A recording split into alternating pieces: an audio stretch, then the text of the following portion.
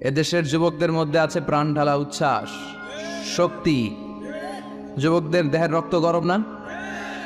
এই গরম রক্তগুলারে ইসলামের কল্যাণে কাজে লাগাতে হবে। আমাদের মুক্তিযুদ্ধে যারা লিড দিয়েছিল তারা কারা? যুবক না? কিছুদিন আগে কোটা আন্দোলন হয়েছে না, একটা লিড দিয়েছে যুবকরা। তারপর নিরাপদ সড়ক চাই, লিড দিছে কারা? বুড়া মুরব্বীরা, যুবকেরা। এজন্য যুবকেরা, তোমাদের ইবাদত আল্লাহর কাছে অনেক প্রিয়, তোমাদের কাজগুলোর দাম আল্লাহর কাছে অনেক বেশি। In the day of judgment, কিয়ামতের দিন আল্লাহ তাআলা 7 শ্রেণীর ব্যক্তিকে তার আরশের নিচে ছায়া দিবে। এর মধ্যে দুইটাই হচ্ছে যুবক। হচ্ছে ওই যুবক শাব্বুন নাশাআ ফি ইবাদাতিল্লাহ, যে যুবক তার যৌবনটাকে আল্লাহর ইবাদতে কাজে লাগায়, যে যুবক তার যৌবন বয়সে পর্নোগ্রাফি দেখে না, হিন্দি সিনেমা দেখে না, অশ্লীল কোনো কিছুই তারা দেখে না, এই সময়টা তারা আল্লাহর ইবাদত করে কাটায়। আর আরেক শ্রেণীর যুবক, যে যুবককে পাপ কাজের জন্য, পরকীয়ার জন্য অফার করা হয়। সুন্দরী মেয়ে তাকে অফার করে, দেখো আমি সুন্দরী, সুস্নিগ্ধা, অনন্যা, প্রিয়ংবদা, সুহাসিনী, সুকেশিনী, সুভাসিনী, অসূর্যম পোষা, মেঘ কালো কেশ, কাজল কালো চুল, হরিণের মতো ডাগর ডাগর আমার দুটি চোখ। কিন্তু যুবক সেদিকে ভ্রুক্ষেপ করে না। ওই যুবক বলে, ইন্নী আখাফুল্লাহ, আমি একজনকে ভয় পাই, তিনি কে? যাদের হৃদয়ে আছে আল্লাহর ভয়, তারা কবু পথ ভুলে যায় না। আল্লাহর প্রেম ছাড়া এই দুনিয়ায় কারো কাছে কোনো কিছু চায় না। রাতের আধারে যারা সেজদাতে রয়, দু চোখের শ্রুতে নদী যেন বয়। চলনার হাছানি যতই আসুক, পেছনে ফিরেও সে তাকায় না। যাদের হৃদয়ে আছে আল্লাহর ভয়, তারা কবু পথ ভুলে যায় না। আল্লাহর প্রেম ছাড়া এই দুনিয়ায় কারো কাছে কোনো কিছু চাই না, কারো কাছে কোনো কিছু চাই না। ঠিক না? ওই যুবকদের হৃদয়ে ভয় থাকে কার? কারো কাছে তাদের চাওয়া পাওয়ার কিছু নাই। কিন্তু আমার দেশের এই দামাল ছেলেগুলোর চরিত্র ধ্বংস করে দেওয়ার জন্য যা যা দরকার তার সব উপাদান বাংলাদেশে আছে না নাই? 1 নম্বরে পর্নোগ্রাফি আছে না? স্মার্টফোনগুলোর ভিতরে ইন্ডিয়ান নায়িকাদের কোমর দুলানোর ডান্স আছে না নাই? রূপবানে নাচে কোমর দুলাইয়া, ফেরেশতারা বলবে তোগরে পিডামো আমরা ঝুলাইয়া। তো যুবক ভাইয়েরা, এগুলো দেখবা না। তোমার চোখের হেফাজত করতে হবে, তোমাকে অনেক দূর যেতে হবে, তোমাকেই খুঁজছে বাংলাদেশ। তুমি যদি ভালো থাকো, ভালো থাকবে আমার বাংলাদেশ। তুমি যদি ইসলামের পক্ষে থাকো, ভালো থাকবে আমার 56,000 বর্গ মাইল। তুমি যদি কোরআনের পক্ষে থাকো, ভালো থাকবে আমার লাল সবুজের পতাকা। এজন্য যুবকদেরকে ইসলামের পক্ষে থাকতে হবে। এই পর্নোগ্রাফির সাথে আমাদের কোনো সম্পর্ক। আজকের এই মাহফিল থেকে আমরা ওয়াদা করব, যার মোবাইলে যা আছে সব ডিলিট করা যাবে না ইনশাআল্লাহ। আগে যা করছি, সামনে থেকে আর দেখা যাবে না। এই পর্নোগ্রাফি আমার যুবক ছেলেদেরকে শেষ করে দিয়েছে। এরপরে আরেকটা বড় সমস্যা হচ্ছে মাদকের সমস্যা। ইয়াবা, গাঁজা, ফেন্সিডিল, মারিজুয়ানা।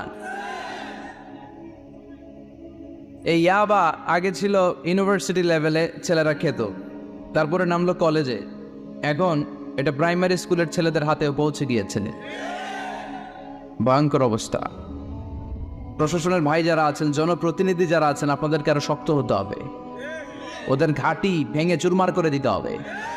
কোনো ইয়াবার ব্যবসা বাংলার জমিনে চলতে পারবে না। জোরে বলো ঠিক কিনা? দরকার শুধু একটা শক্ত সিদ্ধান্ত। The choice is yours. আপনারাই পারেন। যারা চেয়ারম্যান, ওনাদের অনেক দায়িত্ব। পুরো এলাকাটা আমার চেয়ারম্যান ভাইয়ের হাতে আমানত, ঠিক কিনা? যিনি ইমাম, মসজিদের সব দায়িত্ব ইমাম সাহেবের কাছে আমানত। যিনি মেম্বার অব দ্য পার্লামেন্ট, ওনার দায়িত্ব আরো বেড়ে যায়। তার পুরো নির্বাচনী এলাকাটা তার কাঁধের উপরে আমানত। যারা মন্ত্রী, পুরো মন্ত্রণালয়ের কাজবাজ তার হাতে আমানত। যিনি এই 17 কোটি মানুষের প্রধানমন্ত্রী, তার কাছে পুরো বাংলাদেশটা আমানত। এজন্য যুবকদেরকে এই মাদকের সাথে যাতে পরিচয় না ঘটে এরকম একটা পরিবেশ বাংলাদেশে করতে হবে।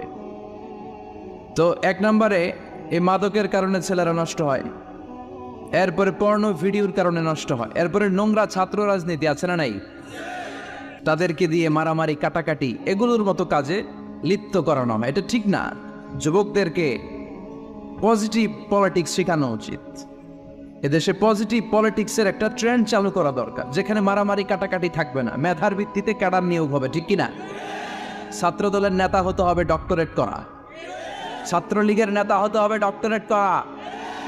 যত ছাত্র রাজনীতির বড় বড় নেতারা আছে এরা শিক্ষিত হতে হবে, কারণ তারা আমাদেরকে পথ দেখাবে, তারা সামনে হাঁটবে, আমরা পেছনে পেছনে হাঁটবো, ঠিক কিনা? তো এই জাতীয় যে ইনকনসিস্টেন্সি আছে এগুলি থেকে আল্লাহ আমার দেশকে তুমি হেফাজত করো। আমাদের জনপ্রতিনিধি ভাইরা যারা আছেন ওনারা চাইলেই পারে, আমরা তাদের জন্য দোয়া করি, তারা যেন সত্যিকার অর্থে একটা সুজলা সুফলা শস্য শ্যামলা ডিজিটাল বাংলাদেশ আমাদেরকে উপহার দেয়। তাদের জন্য দোয়া আছে না নাই? যারা দেহের তাজা প্রাণ বিলিয়ে দিয়ে আমাদের জন্য বাংলা ভাষাটারে রেখে গেল, ওই ভাষা শহীদদের জন্য আমাদের দোয়া আছে না নাই? যারা ৭১ সালে মুক্তিযুদ্ধ করে দেশটারে স্বাধীন করলে মুক্তিযোদ্ধা ভাইদের জন্য দোয়া আছে না নাই? যারাই এই দেশের জন্য কন্ট্রিবিউট করেছে তাদের সবার জন্য আমাদের পক্ষ থেকে দোয়া। আর যারাই দেশের শত্রু, তারাই দেশের বিপক্ষে, আমরাও তাদের বিপক্ষে, জোরে কোন ঠিক কিনা? এজন্য যুবক ভাইয়েরা তোমাদেরকে জ্বলে উঠতে হবে আপন শক্তিতে, ঠিক কিনা? মুমিনের ইমান হতে হবে এমন ইমান যেটা জ্বলে ওঠে, তাহলে বোঝা যাবে ওইটা আসল ইমান, ঠিক কিনা? যে ইমান প্রয়োজনে জ্বলে ওঠে না, যে ইমান সত্যনের কথা বলে না, যে ইমান প্রয়োজনে জ্বলে ওঠে না, যে ইমান সত্যনের কথা বলে না, যে ইমান বাস্তবে নাই, যে ইমান অন্তরে নাই, মুখে শুধু ফাঁকা বলি, কি করে তারে বলো ইমানে বলি, কি করে তারে বলো ইমানে বলি, কি করে তারে বলো ইমানে বলি, ঠিক কি না? যে ইমান ইমানে ভুলে নাস্তিকতার মঞ্চে ওঠে, এরকম আছে না নাই? যে ইমান বাতিল মতের দোসর হয়ে ফায়দা লুটে, যে ইমান শুধুই কেবল খায় দায় আনন্দ করে, যে ইমান দেখে না যে আরাকানে ভাইরা মরে, যে ইমান ময়দানে নাই, যে ইমান বাস্তবে নাই, মুখে শুধু ফাঁকা বলি, কি করে তারে বলো ইমানে বলি, কি করে তারে বলো ইমানে বলি, কি করে তারে বলো ইমানে বলি, ঠিক কিনা? এজন্য ইমান হতে হবে পাক্কা ইমান। ইমান জ্বলে উঠতে হবে বারুদের মতো, যদি অন্যায় দেখে চিল্লা এখন, ঠিক কিনা? আল্লাহ আমাদেরকে সেই অর্থে প্রকৃত মুমিন হওয়ার তুমি তৌফিক দাও। আজকের মাহফিলে আসতে পেরে আমরা খুশি না বেজার? আসুন আল্লাহর দরবারে আমরা ফরমালি শুকরিয়া জানাই। আমরা পড়ে নেই কালিমাত শুকর আলহামদুলিল্লাহ। অনেক আলোচক আপনারা দাওয়াত করেছেন, আলহামদুলিল্লাহ। যারাই এখানে কথা বলেছে নিঃসন্দেহে কোরআন থেকে বলেছে, কারণ আমাদের তাফসিরুল কোরআনের মাহফিলের সিলেবাস একটা, এটার বাইরে থেকে আমাদের কথা বলার সুযোগ আছে? আমরা যদি এখানে ত্রিপিটক থেকে কথা বলি, গীতা বাইবেল থেকে কথা বলি, রামায়ণ মহাভারত থেকে কথা বলি, আপনারা কেউ শুনবেন? আপনারা বলবেন যে হুজুর এই বইটা থেকে কথা বলেন। আমাদের সিলেবাস হচ্ছে কোরআন। চিৎকার করে বলতে হবে, আমাদের সিলেবাস কি? কোরআন। এই কোরআন দিয়ে দেশের সব আইনগুলো হোক, আমরা চাই কি চাই না? এই কোরআনটা সংসদ ভবনে থাক, চাই কি চাই না? ক্যান্টনমেন্টে থাক, চাই কি চাই না? সচিবালয়ে থাক, চাই কি চাই না? দেশের প্রতিটি অঙ্গনে কোরআনের কথাগুলো ছড়িয়ে পড়ুক। কোরআনের আলোতে আমরা যেন আলোকিত হই। আল্লাহ বলেছেন, this is the book whereof there is no doubt in it and a guidance to those who are মুত্তাকিন। এটা এমন বই যে বই একটাও ভুল নাই, আছে? একটাও সন্দেহ নাই, আছে?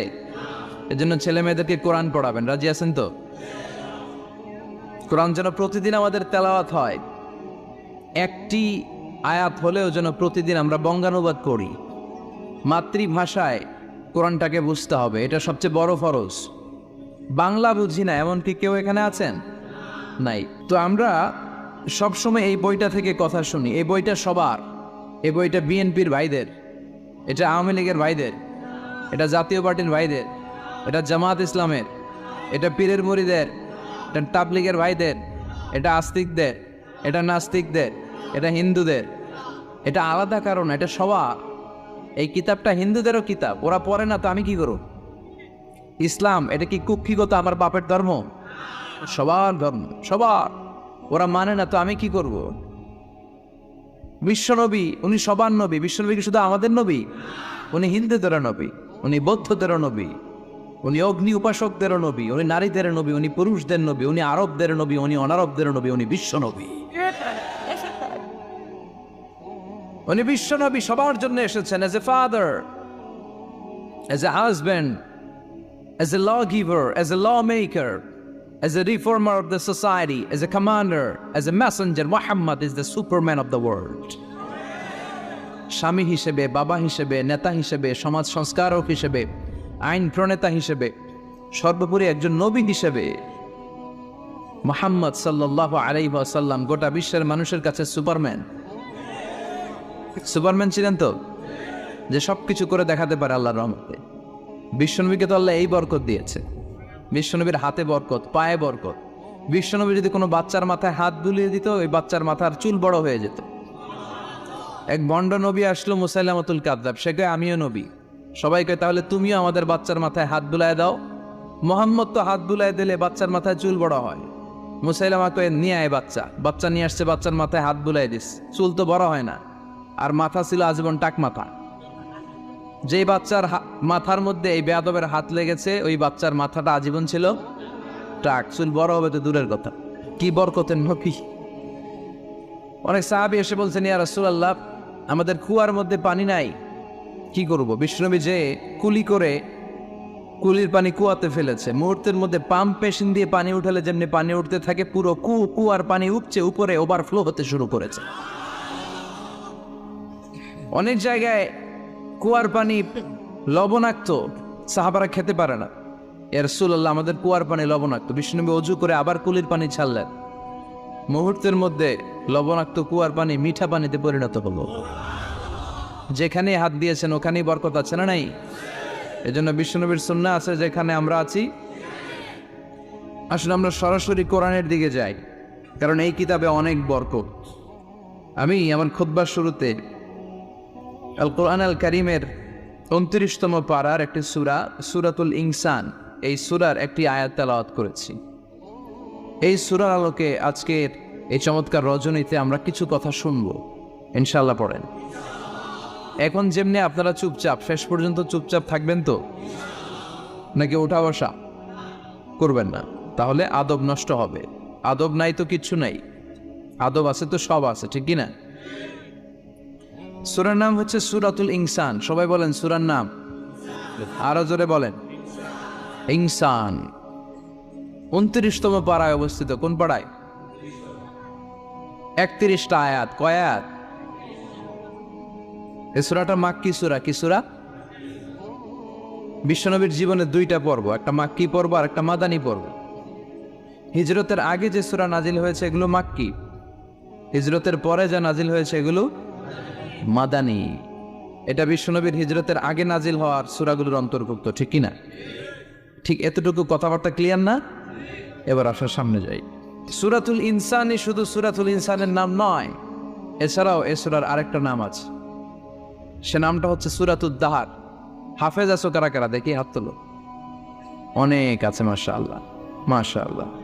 তো কিছু কিছু কোরআনে এই সূরাটার নাম লেখা থাকে সূরাতুল ইনসান, কিছু কিছু জায়গায় লেখা থাকে সূরাতুল দাহার, হিনুম মিনাত দাহার। যেহেতু প্রথম আয়াতে দাহারের কথা আছে, আবার হাল আদা আলাল ইনসান, ইনসানের কথাও আছে।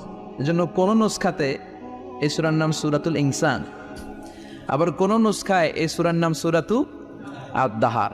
এই সূরাটা বুখারীর বর্ণনায়, বুখারী সহিহ বুখারীতে এসেছে যে বিশ্বনবী সাল্লাল্লাহু আলাইহি ওয়াসাল্লাম জুমার দিন ফজরের নামাজের যে ফরজ 2 রাকাত, এই ফরজ 2 রাকাতের দ্বিতীয় রাকাতে এই সূরাটা বিশ্বনবী পড়তেন। প্রথম রাকাতে সূরাতুস সাজদা পড়তেন, আলিফ লাম মিম তানজিলুল কিতাব লা রাইবা ফি মির রাব্বিল আলামিন। প্রথম রাকাতে সূরাতুস সাজদা, আর দ্বিতীয় রাকাতে পড়তেন সূরাতুল ইনসান। সুবহানাল্লাহ পড়ে। ইনসান শব্দের অর্থ হচ্ছে মানুষ। ইনসান মানে কি? সবাই বলেন। আপনারা কি? আমরা কি? আমরা মানুষ। তো মানুষের নামে আল্লাহ কোরআনে সূরা দিলেন, এজন্য জিনেরা মাইন্ড করার সুযোগ নেই। জিনদের নামেও সূরা আছে। কি নাম?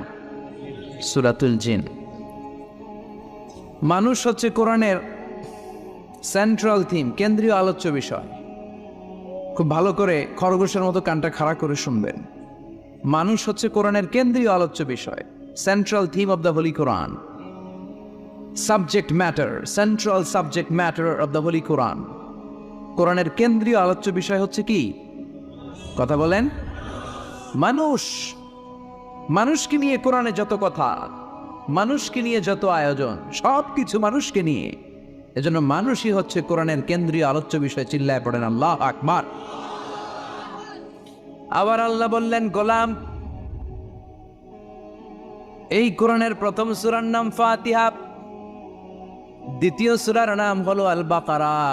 বাকারা শব্দের অর্থ হলো গাভী। আর এই কোরআনের সর্বশেষ সূরার নাম হলো সূরাতুন নাস। নাস মানিও মানুষ। আল্লাহ বুঝাতে চাইলেন, কোরআন শুরু করেছি প্রাণীর নামে একটা সূরা দিয়ে, আর এই কোরআনটারে শেষ করেছি মানুষের নামে একটা সূরা দিয়ে। তার মানে কোরআনটা যদি ভালোভাবে হৃদয়ঙ্গম করতে পারো, তোমাদের মধ্যে পশুত্বের যে প্রবৃত্তি আছে, পশুত্ব দূর হয়ে তুমি মানুষের মতো মানুষ হয়ে যাবা। কোরআন পড়লে আপনার মধ্যে পশুত্ব তো থাকবে না, আপনি মানুষ হবেন, মানুষের মতো মানুষ। কিসের মতো?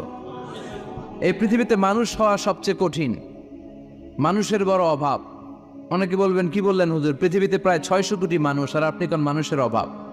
আসলে 600 কোটি যা দেখা যায় এগুলো মানুষ না, এগুলো জনসংখ্যা। এজন্য বলা হয় বাড়ছে জনসংখ্যা, কমছে মানুষ। বাড়ছে কি কমছে কি? মানুষ সব মানুষ হতে পারে নাই, মানুষ হওয়া বড় কঠিন। এই কোরআন এসেছে মানুষের মতো মানুষ বানাতে। গরুর পেট থেকে যদি কিছু বেরোয় আমরা ওইটারে বলি গরু, ছাগলের পেট থেকে বেরোলেই ওটা ছাগল হয়ে যায়। কিন্তু মানুষের পেট থেকে বেরোলেই ওটা মানুষ হয় না, ওটারে মানুষ বানাইতে হবে, ওইটারে মানুষ করতে হয়, তাই না? আবার ছাগলকে কেউ কোনোদিন বলে না তুই ছাগলের মতো ছাগল হ, গরুকে কেউ কোনোদিন বলছে তুই গরুর মতন গরু হ, কিন্তু মানুষকে বলা হয় তুই মানুষের মতো মানুষ হ। কোরআন এসেছে আমাদেরকে মানুষের মতো মানুষ বানাতে, ঠিক কি না? আসল মানুষের বড় অভাব, আসল মানুষের বড় সংকট। এই কোরআন এসেছে আমাদেরকে আসল মানুষ বানাতে। কোরআন এসেছে আমাদেরকে মানুষের মতো মানুষ বানাতে। এজন্য যে মা বাবারা চান আপনার ছেলে টেন্ডারবাজ না হোক, চাঁদাবাজ না হোক, 31st নাইটে মেয়েদের অন্য ধরে টান না দেয়, ফেন্সি ডিলের টাকার জন্য আপনারা লাথি মেরে ঘর থেকে বের না করে দেয়, ওই মা বাবারা ছেলে মেয়েদেরকে একটা কিতাব পড়ায় দিবেন। কিতাবটার নাম কি? এই কিতাবটা পড়লে আপনার ছেলেরা শিক্ষিত বানাবে কে?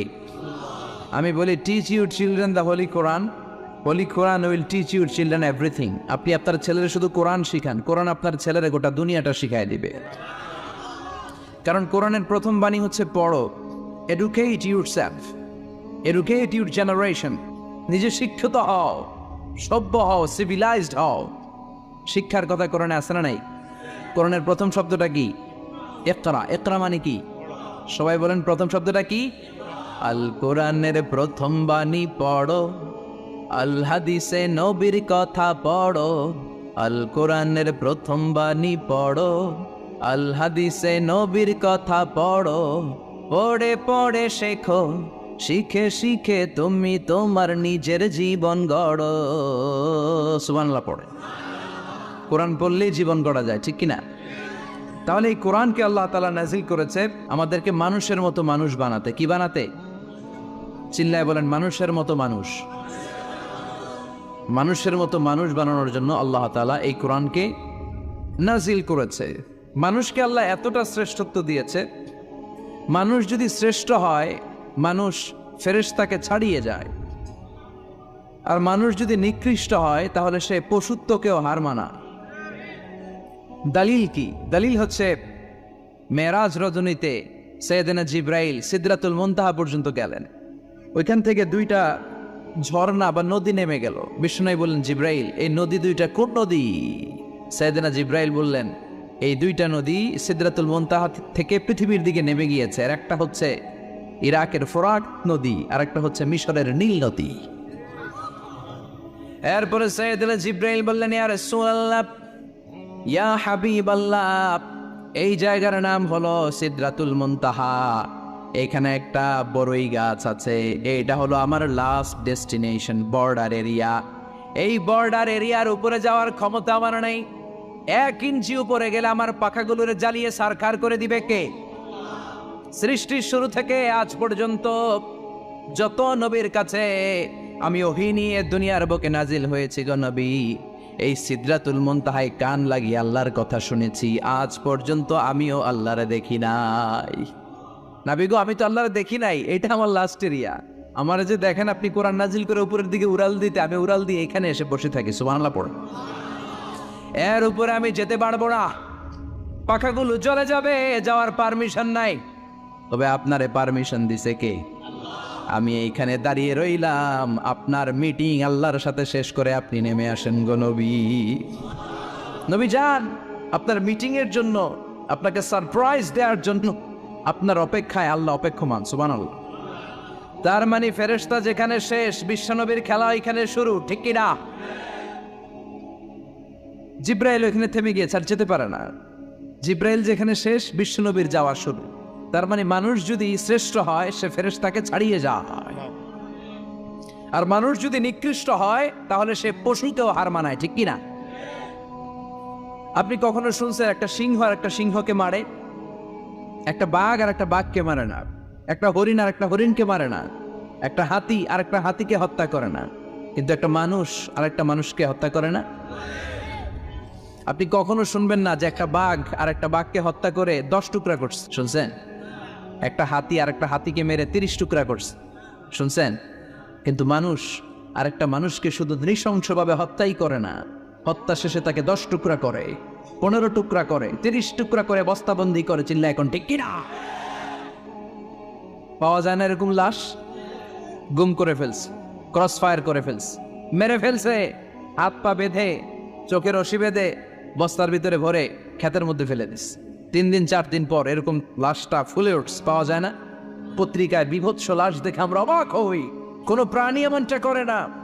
মানুষ মানুষকে মেরে টুকরা টুকরা করে। একটা ছাগল বনের সব ছাগলগুলোরে মেরে ফেলতে চায় না। একটা হাতি ওই জঙ্গল থেকে সব হাতিগুলোকে শেষ করে দিতে চায় না। কিন্তু মানুষ আগুন জ্বালিয়ে জনপদের পর জনপদ ছারকার করে দেয়, গুলি মেরে এলাকার পর এলাকা ঝাঁঝরা করে দেয়। দ্বিতীয় বিশ্বযুদ্ধের সময় আমেরিকা জাপানের 2টা সিটিতে 2টা বোমা মেরেছে, হিরোশিমা নাগাসাকি। হিরোশিমাতে মেরেছে লিটল বয়, নাগাসাকি শহরে ফেলেছে ফ্যাটম্যান। যে পাইলটগুলো বোমা মারতেছে নিচে, ওই পাইলটগুলো মানুষ না? মানুষ। আর যাদেরকে মারার জন্য মারতেছে তারাও কি মানুষ? মানুষ এতটাই নিকৃষ্ট হতে পারে, সে তার জনপদের সবাইকে ছারখার করে দেয়, তার গোষ্ঠীর সবাইকে মেরে ফেলতে কুণ্ঠাবোধ করে না। চিল্লা এখন ঠিক কিনা? এজন্য আল্লাহ ডেকে বললেন, লাহুম কুলুবুল লা ইয়াফকাহুনা বিহা ওয়া লাহুম আ'য়ুনুল লা ইউবসিরুনা বিহা ওয়া লাহুম আযানুল লা ইয়াসমাউনা বিহা উলাইকা কাল আনআমি বাল হুম আদাল উলাইকা হুমুল গাফিলুন। আল্লাহ বললেন, ওদের চোখ আছে, ওরা চোখ দিয়ে দেখে না। হৃদয় আছে, হৃদয় দিয়ে তার ভাইয়ের জন্য তার মায়া লাগে না। কান দিয়ে আকুতি চিৎকার এই কথাগুলো শুনতে পায় না। উলাইকা কাল আনআম, দেখতে এদের হাত আছে, পা আছে, চোখ আছে, দেখতে মানুষের মতো, আসলে এগুলো মানুষ না, এগুলো পশু। বাল হুম আদাল, পশুর চেয়েও খারাপ, ঠিক কিনা?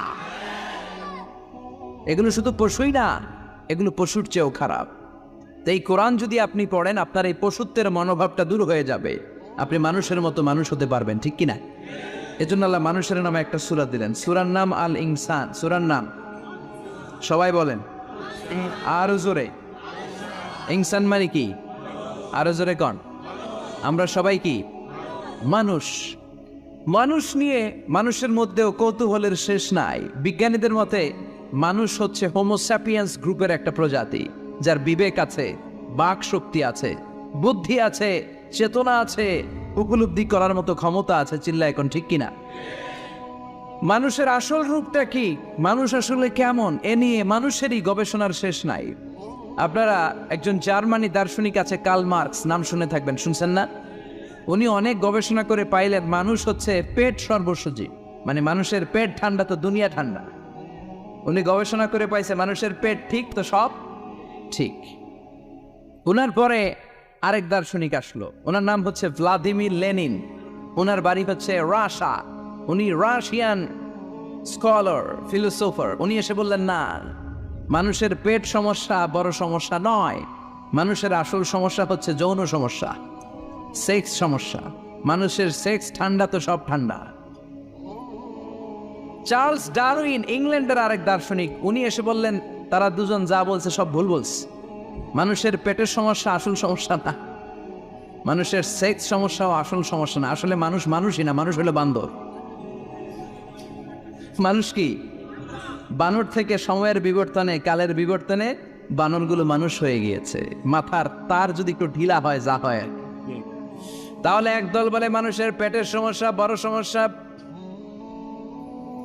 আরেক বুদ্ধিজীবীরা বলে মানুষের খাদ্যের সমস্যা বড় সমস্যা, কেউ বলে যৌন সমস্যা বড় সমস্যা, আরেক আবাল বলে মানুষ মানুষ না, মানুষ হলো বান্দর। আল্লাহ বলে একটাও ঠিক কইতে পারে নাই, ঠিক কি না? আল্লাহ বলে মানুষ তাদের পেটের সমস্যা বড় সমস্যা নয়, মানুষের যৌন সমস্যা বড় সমস্যা নয়, কশিনকালেও মানুষ বানর নয়, মানুষকে আমি আল্লাহ নিজ তত্ত্বাবধানে তৈরি করেছি। মানুষ হলো আশরাফুল মাখলুকাত। মানুষ কি আশরাফুল মাখলুকাত, গোটা সৃষ্টিকুলের মধ্যে সেরা।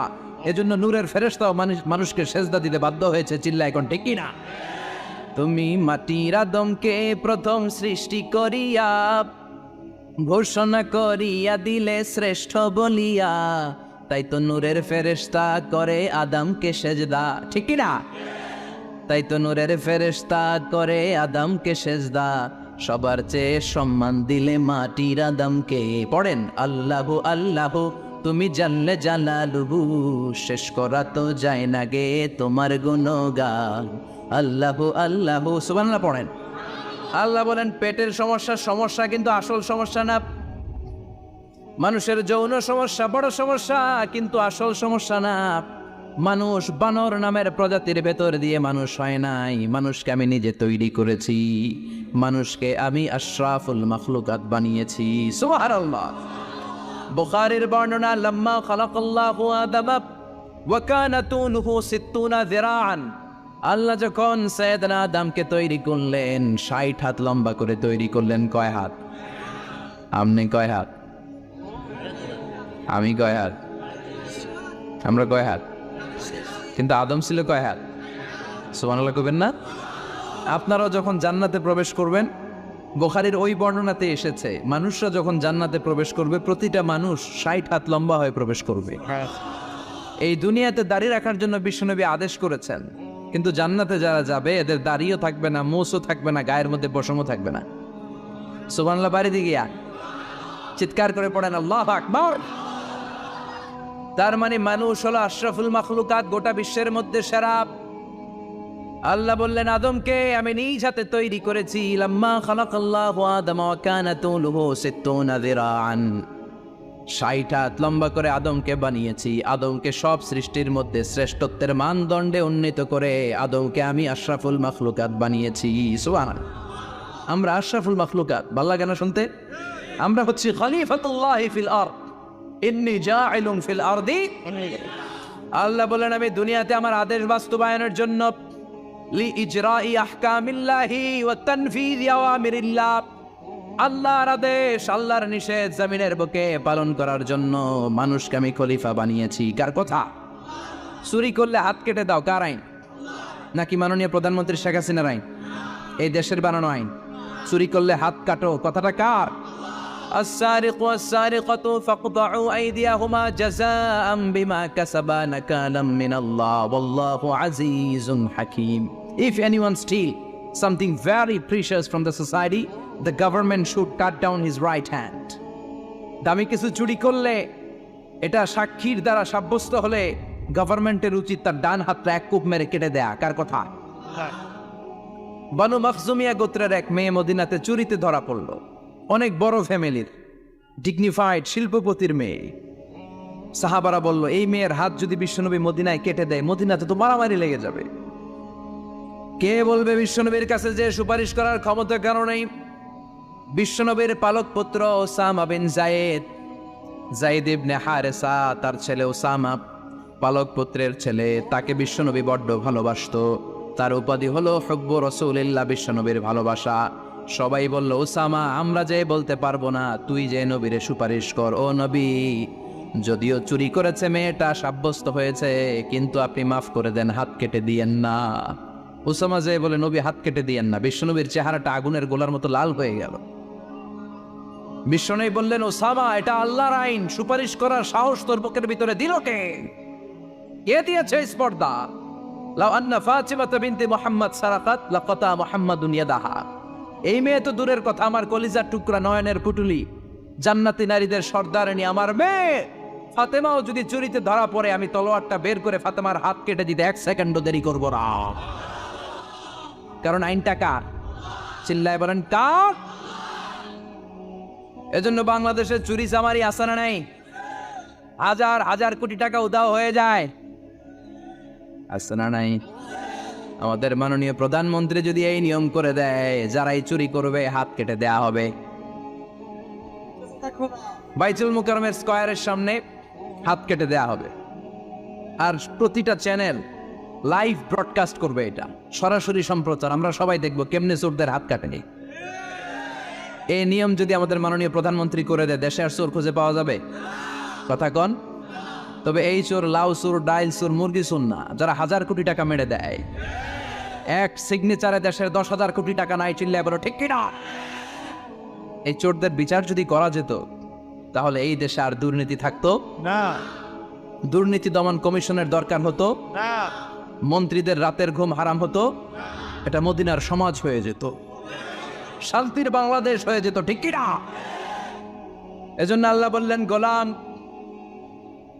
এই জমিনের ভেতরে চুরি করলে হাত কেটে দিবা, জিনা ব্যভিচার করলে ডেথ পেনাল্টি, ক্যাপিটাল পানিশমেন্ট, মৃত্যুদণ্ড, সর্বোচ্চ শাস্তি, ঠিক কিনা? এজন্য ইসলাম দিয়ে যদি আইন কায়েম করা হয়, 24 ঘন্টার আলটিমেটামে সব বিচার হয়ে যাবে, যেরকম, ঠিক কিনা? ইসলাম বলে চোরের হাত কেটে, জিনা ব্যভিচার করলে ডেথ পেনাল্টি, সৌদি আরবে হেড অফ করে গলা কেটে ফেলে। বাংলাদেশেও যদি এটা করা যেত, খবর হয়ে যেত, আর কোন ধর্ষক বাংলার জমিনে জন্মাতো না, চিল্লায় বলো ঠিক কিনা? আল্লাহ বলেন, আমি মানুষকে খলিফা বানিয়েছি আমার এই হুকুম আহকামগুলো বাস্তবায়নের জন্য। সব সৃষ্টিকুলের মধ্য থেকে মানুষকে আমি বানিয়েছি আশরাফুল মাখলুকাত। আবার মানুষকে বানিয়েছি আমি আমার খলিফা। আবার মানুষের চেহারাটা আমি আল্লাহ সব চাইতে সুন্দর করে তৈরি করেছি। সুবহানাল্লাহ। লাকাদ খালাকনাল ইনসানা ফি আহসানি তাকওয়িম। আমি মানুষের চেহারাটা সব চাইতে চমৎকার অবয়ব দিয়ে তৈরি করেছি রে গোলাম। সুবহানাল্লাহ। পৃথিবীতে যত প্রাণী আছে, সব সৃষ্টির মধ্য থেকে আমাদের সৃষ্টিটা সুন্দর না? আপনি হিউম্যান অ্যানাটমি নিয়ে যদি গবেষণা করেন, কেমনি আল্লাহ আমাদের এখানে হার্ট দিলেন, লাঞ্চ দিলেন, হ্যাঁ, তারপরে 206টা হাড্ডি দিলেন। হাড্ডিগুলো আবার ব্যান্ড করা যায়, দেখছেন?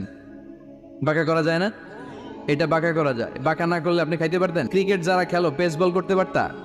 স্পিন বল, হ্যাঁ, অফিস স্পিন, লেগ স্পিন, কয় হুজুরও জানে কেমনে এটি, তোর থেকে শিখছি বেটা।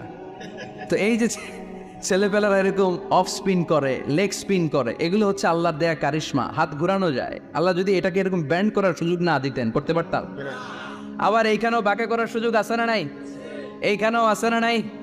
আবার এইখানেও আছে না নাই? কত কাজ। বাজার করে যখন বাজারের ব্যাগ যখন নিয়ে আসেন, কোথায় ধরে রাখেন? আঙ্গুলে ধরে রাখতে হয়। ক্যারাম যখন খেলো, কি দিয়ে টোকা মারো? সুবহানাল্লাহ কয় না বলা? কত খেলার সিস্টেম আল্লাহ দিলেন। আবার ক্রিকেটের মধ্যে 2 আঙ্গুল তুললে কি? ওই যে সব মুখস্থ। আবার 1 আঙ্গুল তুললে কি? দেখছেন ঘটনা? আউট। কত কাজ এই আঙ্গুল দিয়ে। এই আঙ্গুলগুলোর বাঁকা করার, বেন্ড করার ক্ষমতা আমাদেরকে দিয়েছে কে? আল্লাহ। এজন্য আল্লাহ বললেন লাকাদ খালাকনাল ইনসানা ফি আহসানি তাকওয়িম, আমি মানুষের চেহারাটা সব চাইতে সুন্দর করে তৈরি করেছি। মানুষ সুন্দর, আমাদের চোখ সুন্দর না মিয়া? আমাদের চোখও যদি সুন্দর হতো তাইলে আমরা বুঝতাম মানুষগুলো কত সুন্দর। আমরা মনে করি দলা হইলেই সুন্দর, কয় দলা দলা এটা সুন্দর, ডাকাইত, এগুলো ডাকাত। একটা মানুষের চেহারা স্কিন যদি কালো হয় এর মধ্যে একটা সৌন্দর্য আছে না নাই? একটা মেয়ের স্কিন যদি কালো হয় তারপরও চেহারায় সৌন্দর্য আছে না নাই? কয় না হুজুর আমার বউ সুন্দর না, কালা কালা। আছে না নাই? তুই ডাকাইত, তুই কি? একজন মানুষের চেহারা যেরকমই হয় আপনি খেয়াল করে দেখবেন তারপরও তার অবয়বের মধ্যে একটা এক্সট্রা অর্ডিনারিটি আছে, কারোর সাথে কারোটা মিলে না। সুবহানাল্লাহ পড়েন। এজন্য প্রতিদিন স্ত্রীরে বলবেন, স্ত্রী তুমি সুন্দরী, তুমি অনন্যা, তোমার চাইতে সুন্দরী গোটা বিশ্বে কেউ নাই। কইবেন না? মুরব্বীরা কয় না, কইতাম না, আগে কইয়া ফেলেছি। এগুলো বলবেন, এগুলো বললে স্বামী স্ত্রীর মধ্যে ভালোবাসা বাড়াই দিবে কে? আমি প্রায় এগুলো বলি, উৎসাহিত করি যে স্বামী স্ত্রীর মধ্যে যে ভালোবাসাটা এটা পবিত্র, এটা জান্নাতি। এই ভালোবাসা জান্নাতে শুরু হয়েছিল সাইয়েদনা আদম আর হাওয়ার মধ্য দিয়ে। চিল্লা এখন ঠিক না? স্বামী স্ত্রী দুইজনে একের হাতের সাথে আরেকজনের হাত মিলালে হাতের সগীরা গুনাহ মাফ করে কে? স্ত্রীর চেহারার দিকে নজর করে তাকালে চোখের গুনাহ মাফ করে দেয় কে? স্ত্রীর জন্য প্রতি মাসে যে খরচ দেন এই টাকাগুলো সদকা দেওয়ার সওয়াব আছে না নাই? স্ত্রীকে যে দামি দামি ভ্যানিটি ব্যাগ কিনে দেন এটা তো সওয়াব আছে না নাই? কক্সবাজারে ঘুরতে নিয়ে গেলে সওয়াব আছে না নাই? ফুল কিনে দিলে সওয়াব আছে না নাই? ভালোবাসার গান শোনাইলে সওয়াব আছে না নাই? আজকে পারবেন না শোনাইতে রাত্রেবেলা? পারবেন? পারবেন? পোলাপাইনরা কয় পারবো। তোকে তো বেটা বিয়েই হয় নাই, বিয়ার পরে শোনাইস। তো এই ভালোবাসার গানগুলো শোনালে নিজেদের মধ্যে একটা ইন্টিমেসি তৈরি হয়। বিশ্বনবী এরকম স্ত্রীর সাথে খুনসুটি করতেন, ভালোবাসা করতেন। এটা হালাল, কিন্তু এটা জায়গা মতো না করে বাবির লগে করলে মায়ের আছে না নাই? আছে। ভালোবাসার গান জায়গা মতো শোনাতে হবে। স্ত্রীকে ভালোবাসার গান না শুনিয়ে যদি চাচাতো বোনদের শোনাও, শালিরে শোনাও, পাড়ার মেয়েদের সাথে যদি টাঙ্কি মারো, ফিল্ডিং মারো, মায়ের আছে না নাই? তার মানে জায়গা মতো করলে সব সওয়াব। সুবহানাল্লাহ পড়েন। আর বিয়েটারে সহজ করে দেবেন। আমি তো সব জায়গায় বলি বিয়েটাকে সহজ করে দেন, আমরা বিয়েটারে কঠিন করে ফেলছি। একটা ছেলে এই দেশে 16 থেকে 18 বছর বয়সে ম্যাচিউরড হয়, কিন্তু ওরে বিয়ের পিড়িতে বসায় 32 বছর বয়স। তো বাকি 32 বছর কি আঙ্গুল চুষবে? কথা কন, কি করবে? ও যে পাপ কাজ করে, ও যে পর্নোগ্রাফি দেখে, ও যে মাস্টারবেশন করে, এগুলোর পার্সেন্টেজ গুণা মা বাবার আমল নামায় আছে না নাই? মা বাবার এত সহজে পার পেয়ে যাবেন না। ছেলে মেয়েগুলারে সময় হলে বিয়ে দিয়ে দেন। বিয়ের চেয়ে ভালো কাজ পৃথিবীতে আছে? যেই সমাজে বিয়ের খরচ বেড়ে যায় ওই সমাজে জেনার খরচ কমে যায়। বিয়ে করতে লাগে 10 লাখ, জেনা করতে লাগে 500 টাকা। কথা কন। এজন্য জেনাকে সহজ করবেন না, বিয়েকে সহজ করবেন। বিয়ের কথা কইলেই পোলারা কয় তুই নিজের পায়ে দাঁড়া। তো এতদিন ও কার পায়ে দাঁড়াইছে? সহজ করবেন তো? আল্লাহ তুমি বোঝার তৌফিক দাও। এরপর আল্লাহ বললেন আমি মানুষকে শুধু আশরাফুল মাখলুকাতি বানাই নাই, আমার খলিফাই বানাই নাই। মানুষের চেহারাটা শুধু আমি সুন্দর করে দেই নাই, গোটা বিশ্বের মধ্যে মানুষকে আমি সবচাইতে শক্তিশালী করেছি। সবচেয়ে শক্তিশালী কে? মানুষ। চিল্লায় বলেন শক্তিশালী কে? আল্লাহ যখন পৃথিবী বানালেন, মুসনাদে আহমদ ইবনে হাম্বলের বর্ণনা, পৃথিবী কাঁপাকাঁপি শুরু করলো। খালি কাঁপে, খালি কাঁপে। পৃথিবীর কাঁপাকাঁপি বন্ধ করার জন্য আল্লাহ পৃথিবীর মধ্যে 7টা টেকটনিক প্লেট বসিয়ে দিলেন। 7টা পাহাড়। 7 tectonic plates creates the mountain range on earth. এই 7টা প্লেট পৃথিবীতে এই পাহাড়গুলো উঁচু নিচু টিলা টপ্পর তৈরি করেছে। পৃথিবীব্যাপী যত পাহাড় আছে এই টেকটনিক প্লেটের কারণে। ওয়াজআলনাল জিবালা আওতাদা। পৃথিবী কাঁপতে শুরু করলো সৃষ্টির পর। পৃথিবীর কাঁপাকাঁপি বন্ধ করে দেওয়ার জন্য আল্লাহ পৃথিবীর ভেতরে পাহাড় ঢুকিয়ে দিলেন। পাহাড় পেরেগের মতো গেড়ে দেওয়ার পরে পৃথিবীর কাঁপাকাঁপি বন্ধ হয়ে যায়। সুবহানাল্লাহ। ফেরেশতারা অবাক হয়ে বলে মাবুদ, পৃথিবীর কাঁপাকাঁপি বন্ধ হলো কেমনে? আল্লাহ বললেন, ও ফেরেশতারা, পৃথিবীর মধ্যে আমি পাহাড়কে গেড়ে দিয়েছি। পাহাড় গেড়ে দেওয়ার কারণে পৃথিবীর কাঁপাকাঁপি বন্ধ হয়ে গেছে। ফেরেশতারা বললেন, তাই নাকি? পাহাড়ের এত বড় শক্তি। ইয়া রাব, হাল মিন খালকিকা আশাদ্দা মিনাল জিবাল, আপনার এই সৃষ্টিকুলের মধ্য থেকে পাহাড়ের চাইতে বেশি শক্তিশালী কিছু আছে নাকি? আল্লাহ বললেন, হ্যাঁ আছে। পাহাড়ের চাইতে শক্তিশালী হচ্ছে আল হাদিদ, মানে লোহা। পাহাড়ের চেয়ে শক্তিশালী কি? এই লোহার নামে কোরআনে সূরা আছে না নাই? সূরার নাম কি? কথা বলেন। وأنزلنا الحديد فيه بأس شديد الله আমি আকাশ থেকে জমিনের মধ্যে হাদিদ মানে লোহা পাঠিয়েছি। লোহার মধ্যে আছে প্রচন্ড শক্তি। ওয়া মানাফিউ লিন-নাস, লোহার মধ্যে আছে মানুষের জন্য উপকার। পৃথিবীতে এমন কোনো জিনিস নাই যে এই জায়গায় লোহা নাই, ঠিক কি না? বিমান বানাতে লোহার দরকার আছে না নাই? গড়ি বানাতে দরকার আছে না নাই? আংটি বানাতে দরকার আছে না নাই? গাড়ি বানাতে, বাড়ি বানাতে, সব বানাতে কি লাগে? লোহা। আল্লাহ বললেন লোহা সবচেয়ে শক্তিশালী। এটা পাহাড়ের চেয়েও শক্তিশালী, কারণ লোহা পাহাড়ের মধ্যেও ঢুকায় দেওয়া যায়, ঠিক কি না? ফেরেশতারা বললেন, আল্লাহ হাল মিন খালকিকা আশাদ মিনাল হাদিদ, আপনার এই সৃষ্টিকুলের মধ্যে থেকে লোহার চাইতেও কি শক্তিশালী কিছু আছে? আল্লাহ বললেন, নাআম আছে। লোহার চাইতে শক্তিশালী হলো আন্নার, মানে আগুন। আগুনের স্পর্শ পেলে লোহা গলে যায়, ঠিক কিনা? আগুন জ্বালিয়ে দিলে লোহা অস্তিত্ব হারিয়ে ফেলে, লোহা গলে যায়। ফেরেশতারা বলল, আল্লাহ হাল মিন খালকিকা আশাদ্দা মিনান নার, আপনার সৃষ্টির মধ্য থেকে আগুনের চাইতেও শক্তিশালী কিছু আছে নাকি? আল্লাহ কয় আছে। সেটা কি? কথা কন। মিঠা নদীর পাহানি, আল্লাহ তোমার মেহেরবানি, সুন্দর ফুল সুন্দর ফল। মিঠা নদীর পাহানি, আল্লাহ তোমার মেহেরবানি। তুমি কতই দিলে রতন, ভাই বেরাদরে পুত্র স্বজন। ক্ষুধা পেলে অন্ন যোগাও, মানি চাই না মাহানি, আল্লাহ তোমার মেহেরবানি। সুন্দর ফুল সুন্দর ফল, আল্লাহ তোমার মেহেরবানি। চিল্লায় পড়েন আল্লাহু আকবার। আল্লাহ বললেন, আগুনের চেয়ে শক্তিশালী হলো পানি। আগুনের মধ্যে যদি পানি ঢেলে দেয়া হয় আগুন নিভে যায়, ঠিক কিনা? ফেরেশতারা বলল, আল্লাহ আল মিন খালকিকা আশাদ্দা মিনাল মা, আপনার সৃষ্টিকুলের মধ্যে পানির চাইতেও শক্তিশালী কিছু আছে নাকি? আল্লাহ কইলেন আছে। সেটা হইল আর রিহ, মানে বাতাস। সুবহানাল্লাহ কম। কারণ বাতাসের ঝাপটায় পানি দোলা খায়। বাতাসের ঝাপটায় পানির মধ্যে উচ্ছ্বাস তৈরি হয়, সাগরে জলোচ্ছ্বাস হয়, ঠিক কিনা? বাতাস ধাক্কা মারলে পানিতে দোলা লাগে, সিডর হয়, নার্গিস হয়, আইলা হয়, মহাসেন হয়, ঘূর্ণিঝড় হয়। পানির চাইতে বাতাস বেশি শক্তিশালী। ফেরেশতারা অবাক হয়ে বলে, আল্লাহ তাহলে আপনার সৃষ্টিকুলের মধ্য থেকে বাতাসের চাইতেও শক্তিশালী কিছু আছে নাকি? আল্লাহকে আছে। ফেরেশতারা বললেন, বাতাসের চাইতেও শক্তিশালী যদি কিছু থেকে থাকে সেটা কি? আল্লাহ বললেন, সেটা হলো মানুষ, বনি আদম, আল ইনসান। তবে ওই মানুষ যেই মানুষ দান করে, কি করে? ডান হাত যা দান করে বাম হাত সেটা টের পায় না। সুবহানাল্লাহ।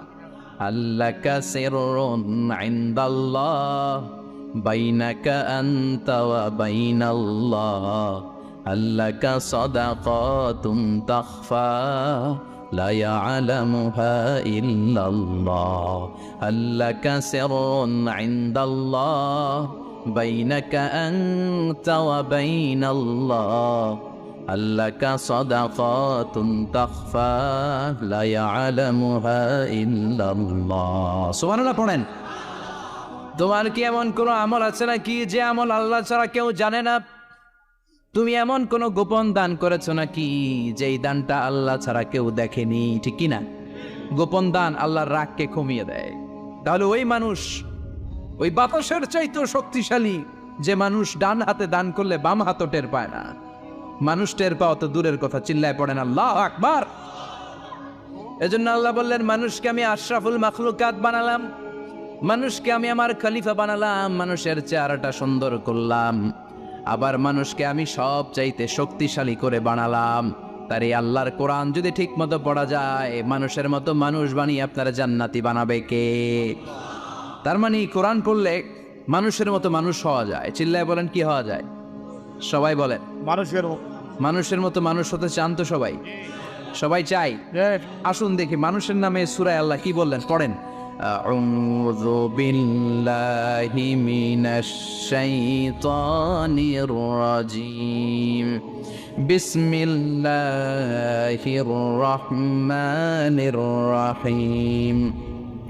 হাল আতা আলাল ইনসানি হিনুম মিনাদ দাহরি লাম ইয়াকুন শাইআম মাযকুরা। আল্লাহ বললেন, মানুষের জীবনের একটা সময় ছিল যেই সময়টা উল্লেখ করার মতো মানুষ কিছুই ছিল না। সুবহানাল্লাহ। প্রত্যেক মানুষের জীবনে এমন একটা সময় ছিল যেই সময়টাতে উল্লেখ করার মতো সে আসলে কিছুই ছিল না, তার অস্তিত্বই ছিল না, সে জিরো ছিল, তাকে জিরো থেকে হিরো বানিয়েছে কে? আল্লাহ। হাল আতা আলাল ইনসান, এই হাল হচ্ছে ইস্তেফহাম তাকরীরি, বিমানা ক্বাদ আতা আলাল ইনসান। অবশ্যই অবশ্যই মানুষের জীবনে এমন একটা সময় এসেছে, লাম ইয়াকুন শাইআম মাযকুরা, উল্লেখ করার মতো সে কিছুই ছিল না। কার কথা? মুফাসসিরিন একরাম ইনসান দ্বারা এখানে দুইটা জিনিস বুঝিয়েছেন। এক হলো সাইয়েদনা আদম, আর এক হলো আমরা সবাই। এই পৃথিবীতে মানুষ বানানোর তিন ক্যাটাগরি। ক্যাটাগরি নাম্বার 1, মাও নাই বাবাও নাই। এই সিস্টেম আল্লাহ কারে বানাইছে? কথা বলেন। আবার শুধুমাত্র মা আছে বাবা নাই, এই সিস্টেমে কাকে বানালেন? আবার বাবাও আছে মাও আছে, এই সিস্টেমে কারে বানালেন? আমাদেরকে বানালেন। আবার সৈয়দনা আদমকে আল্লাহ যখন বানালেন, তিনি বানালেন মিন তিনিন লাযিব, এঁটেল মাটি থেকে বানালেন। এঁটেল মাটি দিয়ে কাঠামো বানানো যায় না, স্ট্রাকচার করা যায় না। এঁটেল মাটি জমিন থেকে নিয়ে আল্লাহ রেখে দিলেন 40 বছর। চিল্লায় বলেন কয় বছর? আর আকাশকে বললেন, ইয়া সামা ওয়ামতিরি আলাইহি 40 সানা, ও আকাশ এই মাটির উপরে 40 বছর তুমি বৃষ্টি দাও। 40 বছর এঁটেল মাটির উপরে বৃষ্টি জমতে জমতে জমতে জমতে এটা হয়ে গেল হামাইম মাসনুন, কাদামাটি। সুবহানাল্লাহ পড়ে। কাদামাটি থেকে গেল 40 বছর। কাদামাটি থেকে আল্লাহ সাইয়েদনা আদম আলাইহিস সালামের ডাইস বানালেন।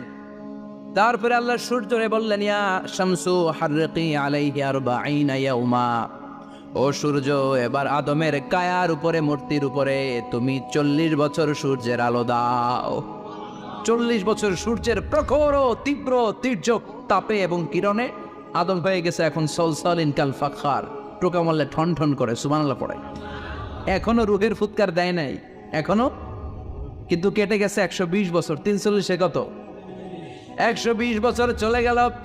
এই বিশাল লম্বা সময়ে আল্লাহ বললেন, লাম ইয়াকুন শাইআম মাযকুরা, উল্লেখ করার মতো আদম কিছুই ছিল না। রুহের ফুৎকার যেহেতু দেয় নাই 140 বছর, এটা এঁটেল মাটি, পরে ছিল কাদামাটি, এরপরে হয়েছে মূর্তি, ঠনঠনে মূর্তি। উল্লেখ করার মতো আদমের জীবনে 124 বছরে কিছুই ছিল না। চিল্লায় বলেন ঠিক কিনা? আবার আমরাও যারা সলিমুদ্দিন কলিমুদ্দিন, আমরাও আমাদের মায়ের পেটের ভেতরে প্রথমে ছিলাম 40 দিন। বুখারীর বর্ণনা, ইন্না আহাদাকুম ইউজমাউ খালকুহু ফি বাতনি উম্মিহি 40 ইয়াওমান সুম্মা ইয়াকুনু নুতফাতান মিসলা যালিক সুম্মা ইয়াকুনু আলাকাতান মিসলা যালিক ফায়াতি ইলাইহিল মালাকু ফায়ানফাখু ফীহির রূহ। আমরা যারা সলিমুদ্দিন কলিমুদ্দিন, আমরা আমাদের মায়ের পেটের ভেতরে 40 দিন ছিলাম নুতফা, এক ফোঁটা বীর্য। তারপরে 40 দিন ছিলাম আলাকা, রক্তপিণ্ড। তারপরে 40 দিন ছিলাম মুদগা, গোশতপিণ্ড। 340 120 দিন। কয় দিন? এই 120 দিনের লম্বা সময়ে লাম ইয়াকুন শাইআম মাযকুরা, উল্লেখ করার মতো আমরা আসলে কিছুই ছিলাম না, কারণ মানুষই তো হয় নাই। ডিফর্ম বেবি, এখনো দেহের আগাগোড়া কিছু হয় নাই। 120 দিন পর ফেরেশতা এসে আমার দেহের মধ্যে ফুৎকার দিয়ে যায়, তখন আমার হার্ট পার্টিশন চালু হয়ে যায়, আমার হার্টবিট চালু হয়, সিস্টলিক ডায়াস্টলিক, এই যে ধপ ধপ ধপ, এই প্রেশারটা ছাড়া মানুষ বাঁচে? ফুসফুসের কাজ কি? খালি ধপ ধপ করে, দম টানে আর দম নেয়, দম ফুরাইলে ঠুস। আমরা ছিলাম নুতফা, আলাকা, মুদগা, sperm drop, then blood clot, and finally the little flash.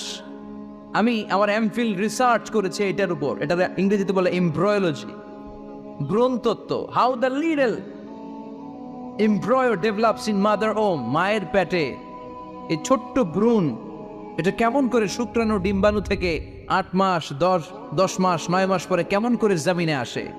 How the little embryo develops in mother womb, মায়ের পেটে কেমন করে ডেভেলপ করে। একেবারে ক্ষুদ্র ছিলাম আমি, তুচ্ছ ছিলাম আমি, নগণ্য ছিলাম আমি, আমার কোনো নাম ছিল না, আমার কোনো গ্রাম ছিল না, আমার কোনো পরিচয় ছিল না। এখন দুনিয়াতে আমাদের পরিচয় আছে না নাই? কিন্তু মিজানুর রহমান আজহারী একটা সময় লাম ইয়াকুন শাইআম মাযকুরা, তোর কেউ চিনতো না, তোর নামটাও কেউ জানতো না, উল্লেখ করার মতো তুই কিছুই ছিলি না। এটা দিয়ে আল্লাহ বুঝাতে চাইলেন তোর কিছুই ছিল না, জিরো থেকে আমি হিরো বানালাম, ক্ষমতার দাপট দেখাবি না।